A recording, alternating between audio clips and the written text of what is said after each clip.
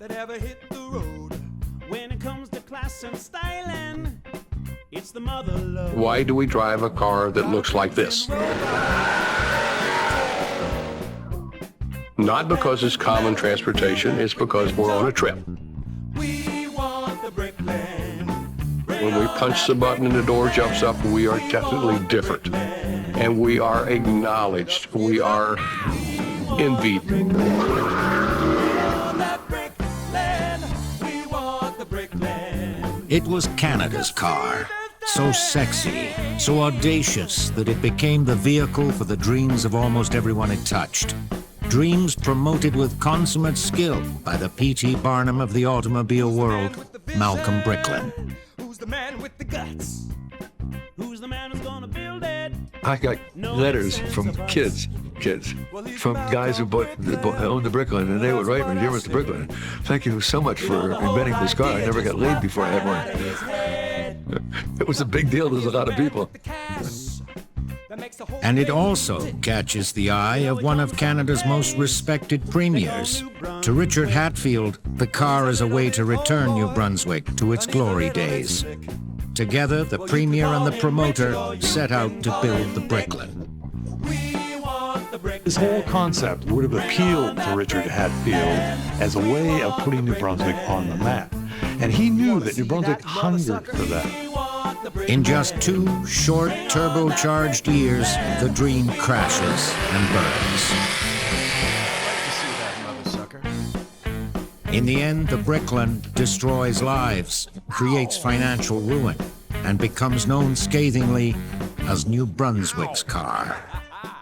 What an amazing team, folks. The Arizona Cowboy and the classy Canuck.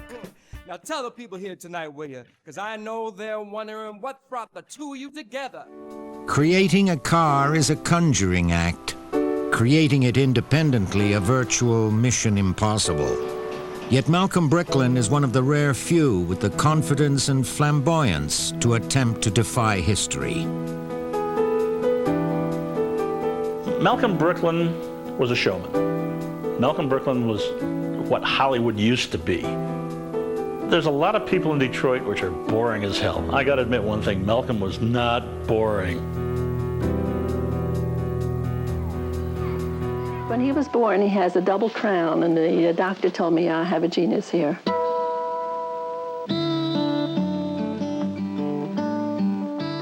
I named him after my grandfather, who lived to be 93 years old. Cars really wasn't his forte. He liked business. He used to say, "I'll be a millionaire at 25." And it really came about.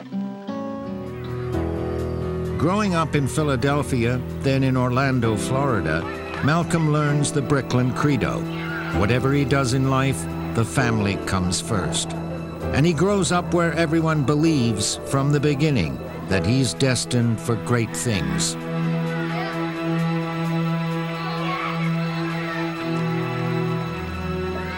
He felt that his father could teach him more about business than the professors. And he was business-oriented.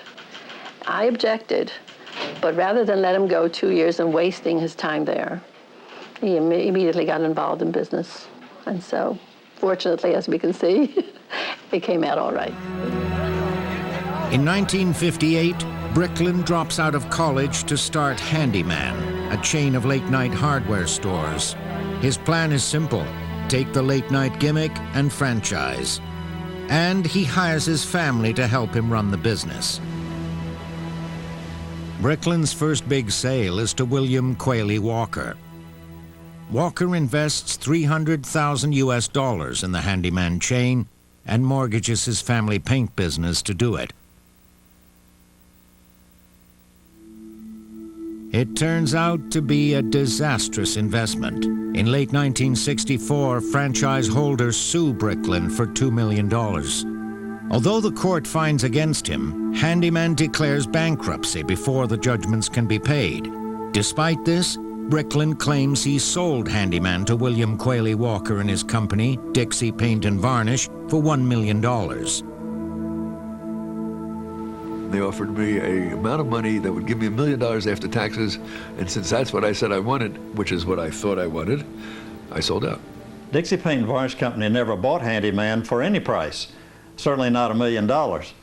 And when Malcolm Bricklin disappeared one day from the Handyman stores, Dad was left with a debt of approximately $300,000 that he had to pay off. It was really a bad deal for my mother and father. Malcolm Bricklin disappeared with the money and Dad was left holding the bag.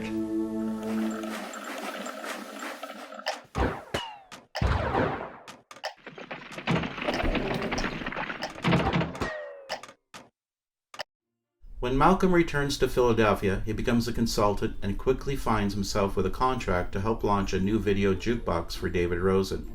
The video jukebox failed, but Malcolm had made contact with the Italian parrot company named Inisetti. They also made scooters, and as it turned out, they had a problem selling hundreds of scooters in the United States. Malcolm makes a deal to sell the scooters named Lambrettas, and at the same time acquires a Rolls-Royce with his office expense money. Malcolm sold the scooters in large lots to police forces along the eastern seaboard. This success had a problem. The scooters were sold out, and Inisetti was not going to export anymore. Another scooter company was having problems as well. They were called Rabbits by a Japanese company.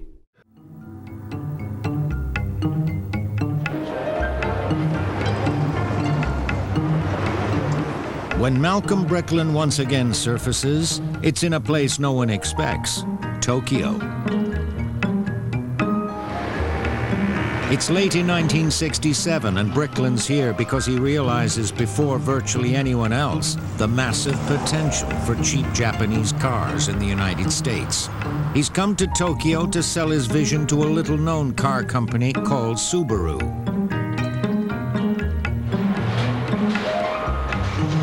For the last year, Bricklin's been selling Subaru scooters in the United States. Now he wants one of their cars, the Subaru 360. I saw a car there that looked like a small Volkswagen that they said I could buy for $600, FOB Yokohama. I said I'd be very interested in bringing that car in the United States. And they, being polite, said, well, that's fine, but in 1968, this was now 1967, there's new federal laws that come into play, and if you give us $1.5 million so we can meet those laws, we'll give you the car. Unwilling to take no for an answer, Bricklin heads straight to the source of those laws, Washington, D.C. Sitting in the offices of the National Highway Administration, reading the new regulations for cars, he discovers a loophole that will change his life and bring Subaru to the United States. The first page said, these laws apply to all vehicles over 1,000 pounds curb weight. And I open up the brochure, and the brochure says 960 pounds.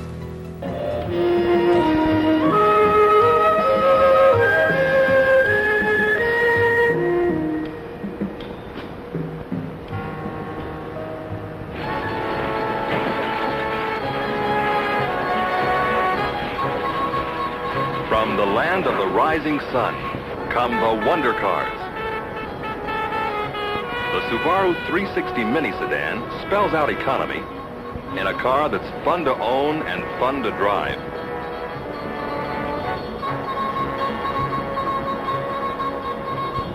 The little Subaru goes anywhere and parks anywhere.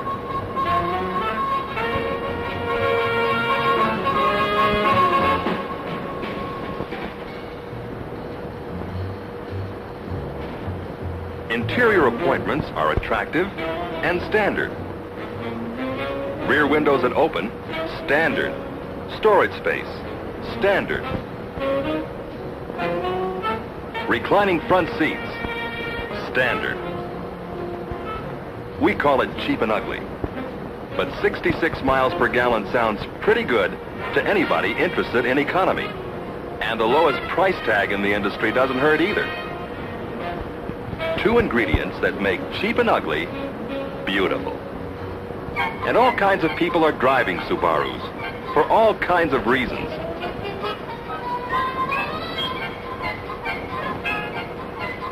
including some very groovy chicks. So, what else is new? A little something to make you feel shiftless.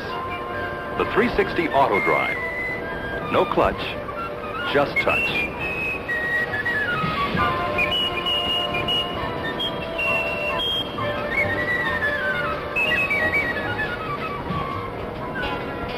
So what else is new? Take a look at this baby. 360 conformation, sports car styling. The Subaru 360 Super Sport.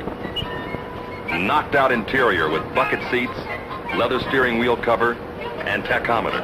Concave racing roof with racing stripe. Now, watch her go.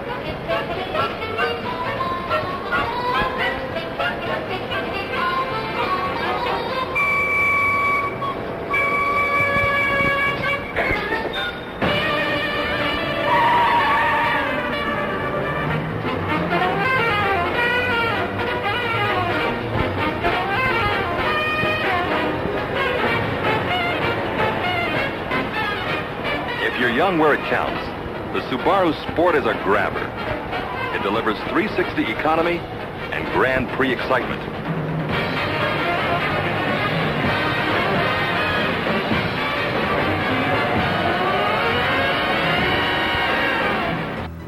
The introduction of the Subaru 360 in the United States is a runaway success. Banks leap to provide Bricklin with money, and sales mount. Flush with cash, he builds a lavish office and splashes out on a private plane, a yacht, and a helicopter. But in early 1969, disaster strikes.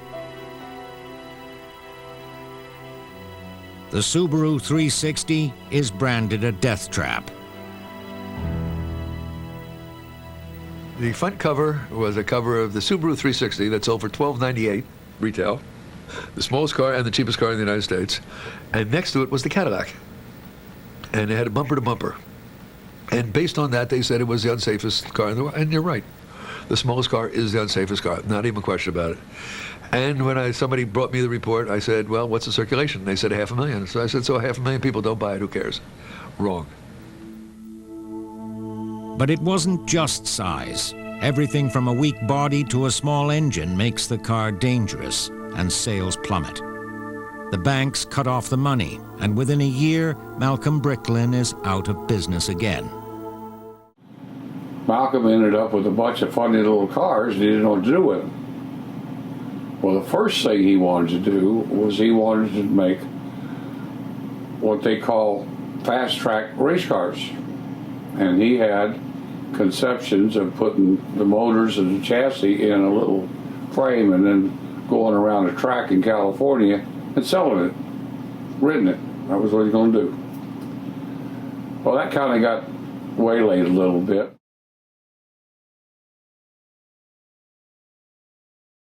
I think an automobile is two things. It's engineering and it's art. First thing you do is you're attracted to it by its aesthetics. You come into the showroom, let's say, you sit down in it, you touch it, you feel it. Until you turn that key, it's all art. You've been attracted to it by its aesthetics, at which point you turn the key and now you start the engineering.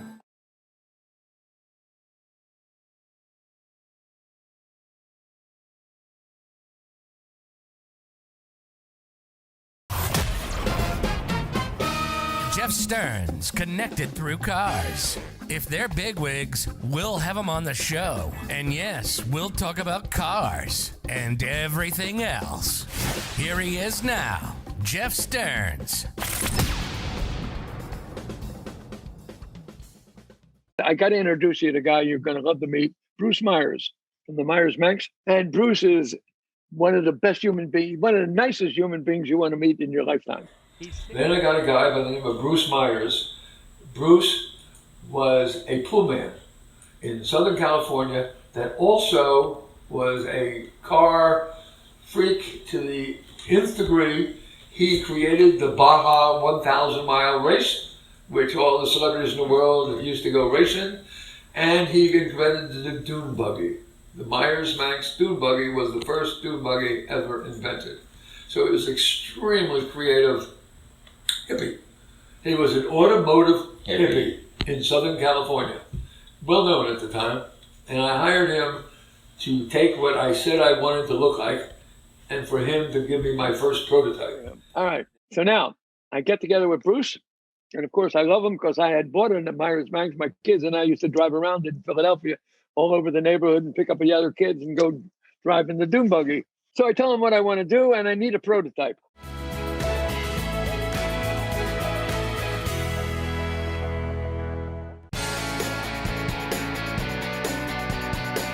This is the 1964 Myers Manx, the world's first fiberglass dune buggy, Old Red. This car matters because of what happened after I did this. Of course, at the time, I didn't know what I was doing. 50 years? Oh my God. You can't imagine what'll take place. The name came from the fact that it has its tail up in the air. It's kind of back there like a Manx cat. And I remember driving it out on the street the first time. I stopped at a signal. Everybody at the four parts of that big intersection were staring at this little red car, wondering they'd never seen one. That's what the car did. It made everybody start to look at it. If you want to attract attention, get one of those things. The ergonomics were wrapped around the Volkswagen basics. The seat, the steering wheel, the column, all that are exactly like a stock Volkswagen. Old Red is the very first fiberglass dune buggy. I'm called the inventor of the dune buggy. I'm not. I'm really the inventor of the fiberglass dune buggy. Because I had been a fiberglass boat builder for several years, I was very, very expert. And it doesn't have the kinds of mistakes that people make with fiberglass. Millions of sailboats are sitting out in the weather. They're just finished in gel coat, which came out of the mold. Well, I just brought the gel coat to the kit car world. The buildup of the gel coat gives you a lot of protection because when you scratch it up, you can always wet sand it and polish it out. If it's a real Myers Manx, you can park your butt on that fender anytime. The other thing about the fender, it has to be flat on the top to sit a beer on. Or, pardon me, a Coke. I'm a longtime art student, and a sense of style and shape and form and all that is a big deal with me. As a little boy, I loved the funnies on Sundays because they were in 4 colors, and Mickey Mouse, Donald Duck, they all drove these funny little cars with great big fat wheels on them. So the art training, the childhood memories, and my experience in fiberglass led to the creation of the fiberglass dune buggy. In the business of going off-road, you don't need, for instance, sides. All I'm going to do is scratch them all up, so I just pulled them off. It's like an old woman and her skirts, or walking through a puddle. You hold the skirts up to walk through a puddle. Well, get rid of them. The first dune buggies were called water pumpers because they were made out of old Fords and Chevys and Plymouths. And all they did was bolt the engine, tranny, and the rear axle all in one lump. And some guy sitting in a little monkey seat driving the whole thing. And I watch these other dune buggies and I see what they need to be. They need to be short. They need to be light. You have to have a floor at some 8 or 10 inches off the ground. I put the wheels with the front axle of a Volkswagen, hooking them together, and I had the transmission of the Volkswagen and the engine, and they were sitting up on blocks, and I placed them where I thought they should be. Well, you're going to drive off-road. Well, you need to see the road right in front of you, so you can't have a big hood up in front of you. So it's a little wonder car that way. The layout gives you all that. Dune buggies are not very pretty, but this one I decided I don't want to be an unpretty dune buggy anymore. A woman's hip is very important. That comes into play a lot. Sounds kind of sexy, doesn't it? But it's pretty important. It drives us. One car designer called that thing a car with a bikini.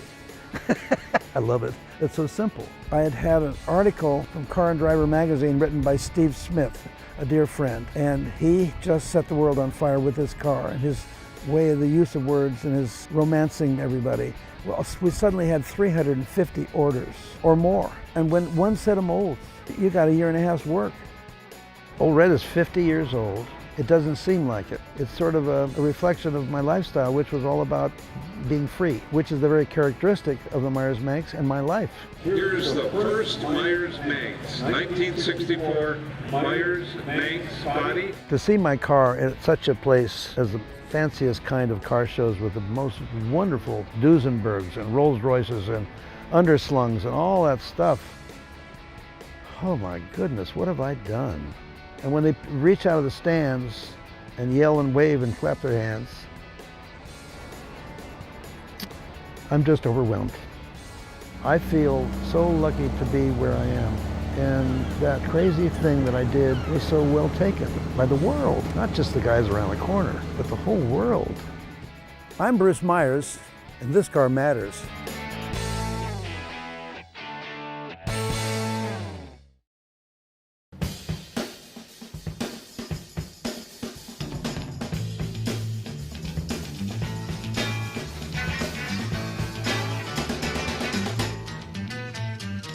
A little less conversation, a little more action. All this aggravation ain't satisfaction in me. A little more bite, a little less spark. A little less fight and a little more spark. Close your mouth and open up your heart and maybe satisfy me. Satisfy me, baby. Baby, close your eyes and listen to the music. Dig to the summer breeze. It's a groovy night and I can show you how to use it. You come along with me and put your mind at ease. Hey, a little less conversation, a little more action. All this aggravation ain't satisfaction in me. A little more bite, a little less spark. A little less fight, a little more spark. Shut your mouth and open up your heart and baby, satisfy me. Satisfy me, baby. Come on, baby, I'm tired of talking. Grab your coat and let's start walking. Come on, come on. Come on, come on.